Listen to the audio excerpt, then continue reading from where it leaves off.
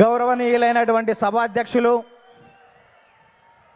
జాతీయ తెలుగుదేశం పార్టీ అధ్యక్షులు, భారత రాజకీయ ధృవతార మన ప్రియతమ నేత నారా చంద్రబాబు నాయుడు గారికి నిందలు, అపనిందలు, దాడులు, ఎదురుదాడుల మధ్య ఎదిగి యువగలమై నవగలమై జనబలంతో సాగుతున్న మన నేత, యువనేత నారా లోకేష్ గారికి, వేదికపై ఉన్నటువంటి అతిరథ మహారథులకు, సభా ప్రాంగణంలో ఉన్నటువంటి అతిథులకు, గ్రామాల నుంచి, గడపల నుంచి, తండాల నుంచి, తాలూకాల నుంచి, హైవేల నుంచి, బైపాసుల నుంచి, వివిధ రాష్ట్రాల నుంచి, వివిధ దేశాల నుంచి పసుపు జెండాలతో పయనమై వచ్చినటువంటి తెలుగుదేశం పార్టీ కుటుంబ సభ్యులకు, పత్రికా విలేకరులకు, మీడియా ప్రతినిధులకు, సోషల్ మీడియా సోదరులకు నమస్కారాలు. అందుకనే చెట్టు మీద కూర్చున్నటువంటి పక్షి కొమ్మ బలాన్ని నమ్ముకోదు, రెక్కల బలాన్ని నమ్ముకుంటుంది. తెలుగుదేశం పార్టీ కార్యకర్తల బలాన్ని, బలగాన్ని నమ్ముకుంటుంది. కాబట్టి కార్యకర్తలే ఈ పార్టీకి ఇంధనం. అందుకే మీకు నా తొలివందనం అని ఈ సందర్భంగా గుర్తు చేస్తున్నాను. అద్భుతమైనటువంటి వాతావరణం ఇది. మొన్నటి వరకు ఒక రకంగా ఉండే, మా కాడ ముక్కోడు పోయిండు, మీ కాడ తిక్కోడు పోయిండు. ఇవాళ ముక్క ఆయనేమో లిఫ్ట్ ఇరిగేషన్, తిక్క ఆయనేమో ఆత్మలతోటి మాట్లాడేటువంటి పరిస్థితి ఏర్పడ్డది. ఈ సమయంలో జనం కోసం, జాతి కోసం, పేదల కోసం, బీదల కోసం మహానాడు ఏర్పాటు చేసుకొని అధికారంలో ఉంటే ప్రజలకు చేయవలసిన దాని గురించి, ప్రతిపక్షంలో ఉంటే ప్రజా సమస్యల మీద మాట్లాడేటువంటి ఈ మహానాడు వేదికపై, ఈ మహత్తరమైన వేదికపై తెలుగు జాతి విశ్వఖ్యాతి అనేటువంటి అంశం మీద ఈ తీర్మానాన్ని బలపరిచే అవకాశం ఇచ్చిన బాబు గారికి ధన్యవాదాలు. సోదరులారా, స్వర్గీయ నందమూరి తారక రామారావు గారి మనందరి ఆరాధ్య దైవం, తెలుగువాడి ఆత్మగౌరవానికి ప్రతీక, నమ్మిన సిద్ధాంతాల కోసం మడమ తిప్పని యోధుడు, ఎందరికో రాజకీయ జన్మనిచ్చిన కారణ జన్మడు, సినీ వినీలాకాశంలో రారాజుగా వెలుగుతున్నటువంటి సమయంలో రాష్ట్రంలో, కేంద్రంలో ఉన్నటువంటి పరిస్థితి చూసి ఢిల్లీ పురవీధుల్లో దిగజారుతున్న తెలుగువాడి ఆత్మగౌరవాన్ని పరిరక్షించాలని, తెలుగువాడి ఆత్మగౌరవం అంగట్లో అమ్మే సరుకు కాదని నిరూపించాలని, గాఢాంధకారంలో ఉన్న తెలుగు జాతికి వెలుగులు ప్రసాదించాలని, రాష్ట్రంలో ఉన్నటువంటి ఆర్థిక అసమానతలు, సాంఘిక దురాచారాలు, ఇవాళ నిరుద్యోగం, నిరక్షరాస్యత ఇటువంటివి పారదోలాలని, పేదల కోసం, బీదల కోసం, బడుగు జనం కోసం, పల్లె ప్రజల కోసం, అణగారిన జనాల అభివృద్ధి కోసం ఆదర్శవంతమైనటువంటి విధానాల ద్వారా తెలుగుదేశం పార్టీకి శ్రీకారం చుట్టాడు అని ఈ సందర్భంగా గుర్తు చేస్తున్నా. అందుకనే తెలుగుదేశం పార్టీ ఆవిర్భావం తర్వాత రాష్ట్ర రాజకీయాల్లో పెను సంచలనం చంపింది. 9 నెలల్లోనే ఇవాళ అధికారంలోకి వచ్చినటువంటి చరిత్ర మనది. భారతదేశ రాజకీయాల్లో సంచలనాలు సృష్టించినటువంటి చరిత్ర మనది. ఒక ప్రాంతీయ పార్టీగా ఉండి భారత పార్లమెంట్లో ప్రతిపక్ష స్థాయిలో కూడా ఉండగలమని నిరూపించినటువంటి చరిత్ర మనది. భారత ప్రధానమంత్రులు, రాష్ట్రపతుల ఎన్నికలో కూడా ప్రధానమైన భూమిక పోషించినటువంటి చరిత్ర తెలుగుదేశం పార్టీ. అందుకనే తెలుగుదేశం పార్టీ ఆవిర్భావం తర్వాత గ్రామాలకు మౌలిక సౌకర్యాలు అందాయి, ప్రజలకు సంక్షేమ ఫలాలు అందాయి, ప్రజలకు రాజకీయ చైతన్యం వచ్చింది, బలహీన వర్గాలకు రాజకీయ జీవితం వచ్చింది అని ఈ సందర్భంగా గుర్తు చేస్తున్నా. సామాజిక మార్పులకు స్వాగతం పలికాం, ఆర్థిక అభివృద్ధికి అందలం వేశాం, నిమ్న జాతర ఉద్ధరణ కోసం, బడుగు జన ఉద్ధరణ కోసం బాటలు వేశాము అని సందర్భంగా గుర్తు చేస్తున్నాను. అందుకని సోదరులారా,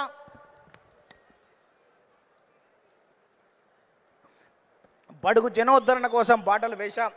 అందుకనే గతంలో రాజకీయాలు భూస్వాములు, ఆసాములు, జమీందారులు, జాగీర్దారులు, దేశ్ముఖులు, దేశ్ పాండేల కబంధ హస్తాలలో ఉన్నటువంటి రాజకీయాన్ని గరీబోళ్ళ ముంద ఉంచినటువంటి చరిత్ర తెలుగుదేశం పార్టీది. కమ్మరి, కుమ్మరి, జాగలి, మంగలి, ఎరకలి, మాల, మాదిగ, వడ్డెర, బలిజ, లంబాడ, కోయ, ముదిరాజ, పెరిక, మేరు, కాపు, వైశ్య, యాదవ, నేత, గీత, కార్మిక, కర్షక, బడుగు బలహీన వర్గాల బిడ్డల చేతులకు ఈ రాజకీయ అవకాశాన్ని తీసుకొచ్చినటువంటి చరిత్ర తెలుగుదేశం పార్టీది అని సందర్భంగా గుర్తు చేస్తున్నా. అందుకనే స్వర్గీయ నందమూరి తారక రామారావు గారు 2 రూపాయల కిలో బియ్యం పెట్టాడు.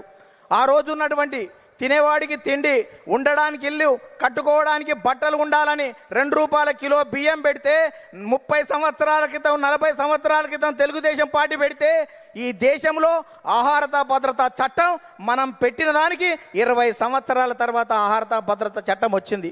అంటే తెలుగుదేశం పార్టీ ఒక నిర్ణయం చేస్తే ఈ దేశం వివిధ రాష్ట్రాలు 20 సంవత్సరాల తర్వాత ముందు చూపుతోటి చేస్తున్నటువంటి పరిస్థితి ఉంది. మనం మహిళలకు ఆస్తి హక్కు 30 సంవత్సరాల క్రితం ఇస్తే భారత పార్లమెంటులో మనం నిబంధన పెట్టిన తర్వాత 15-20 సంవత్సరాల తర్వాత కూడా భారత పార్లమెంట్లో పెట్టేటువంటి పరిస్థితి ఉంది. అందుకనే ఈ దేశంలో ప్రతి చట్టం కూడా తెలుగుదేశం పార్టీ ముందు చూపుతోటి విజన్ 20 తోటి ముందుకు పోతున్నటువంటి పరిస్థితి ఉంది. అందుకనే స్వర్గీయ నందమూరి తారక రామారావు గారు తర్వాత మన ప్రియతమ నేత నారా చంద్రబాబు నాయుడు గారు అధికారులకు వచ్చిన తర్వాత రామన్న రూపుదిద్దినటువంటి ఈ పార్టీని చంద్రన్న తీర్చిదిద్దాడు.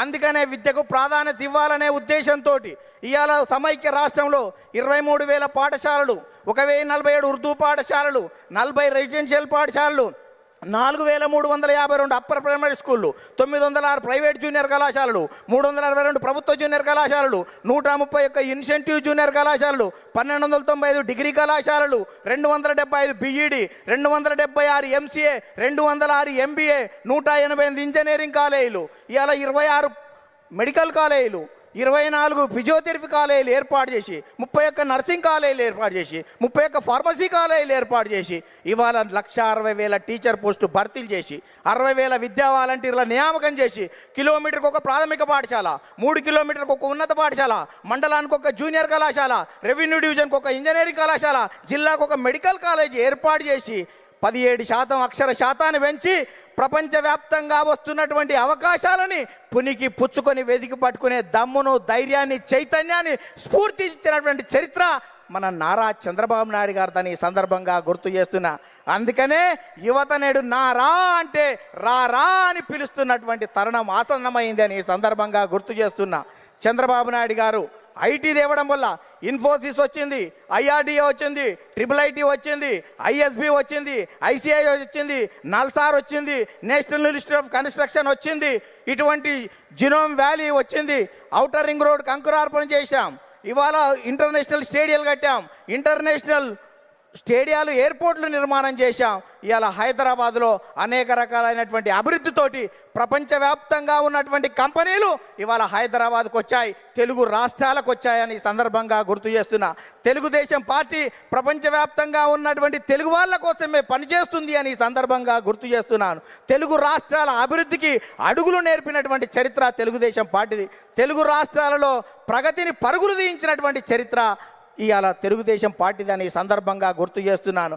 అందుకనే సోదరులారా, ఇవాళ ప్రపంచవ్యాప్తంగా నారా చంద్రబాబు నాయుడు గారి మీద ఉన్నటువంటి మమకారంతో ఇవాళ చంద్రబాబు నాయుడు గారు అనుక్షణం, ప్రతిరోజు, ప్రతి గంట, ప్రతి నిమిషం, ప్రతి క్షణం ప్రపంచవ్యాప్తంగా వచ్చినటువంటి మార్పులను గ్రహిస్తూ మనని చైతన్యం చేస్తూ ఆ వైపు మనల్ని తీర్చిదిద్దు తెలుగు జాతిని మహోన్నత జాతిగా తీర్చిదిద్దేటువంటి దానికి శ్రీకారం చుట్టాడు అని ఈ సందర్భంగా గుర్తు చేస్తున్నా.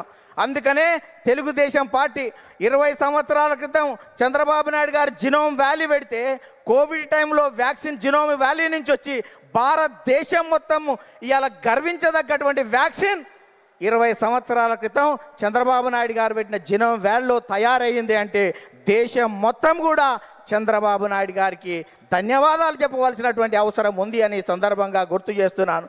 అందుకనే అనేక మంది నేతలు రాజకీయంగా ఎన్ని విమర్శలు చేసినా మాన్యశ్రీ ప్రధానమంత్రి సైతం చంద్రబాబు నాయుడు గారి గురించి అనేక విషయాలు చెప్పారు. ముందు చూపుతో ఉన్నటువంటి అతని నాయకత్వాన్ని నేను అనుక్షణం చూస్తూ ఉంటానని చెప్పాడు. 20 సంవత్సరాల క్రితం చంద్రబాబు నాయుడు గారు టూరిజం గురించి చెప్తే ఎగతాళి చేసినటువంటి కమ్యూనిస్టులు మొన్న మా తెలంగాణ అసెంబ్లీలోనే టూరిజం అంటే మేము అపార్థం చేసుకున్నాం, అది అద్భుతం అని చెప్పినటువంటి పరిస్థితి చూసాం.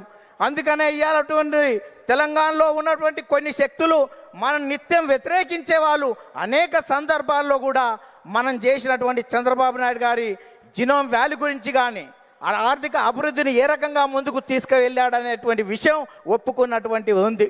అందుకనే ఇవాళ 2 రాష్ట్రాల్లో ప్రపంచంలో ఉన్నటువంటి తెలుగు వాళ్ళందరికీ తెలుగుదేశం జెండా కింద తెలుగు రాష్ట్రాలు కాదు ప్రపంచవ్యాప్తంగా ఈ తెలుగు జాతి ఏకం కావాలి. తెలుగుదేశం జెండా కింద మనం అందరం ఐక్యంగా ముందుకు సాగుతూ ప్రపంచంలో ఒక గొప్ప జాతిగా మనం కీర్తి గడించవలసిన అవసరం ఉందని చెప్తూ ఆ కార్యక్రమానికి శ్రీకారం చుట్టిన నారా చంద్రబాబు నాయుడు గారికి, లోకేష్ గారికి ప్రత్యేక ధన్యవాదాలు చెబుతూ మనం అందరం కలిసి కట్టుగా కలిపి జట్టుగా ఈ పార్టీ ప్రతిష్టత కోసం కృషి చేద్దామని చెప్తూ ముగిస్తున్నాను. ధన్యవాదాలు.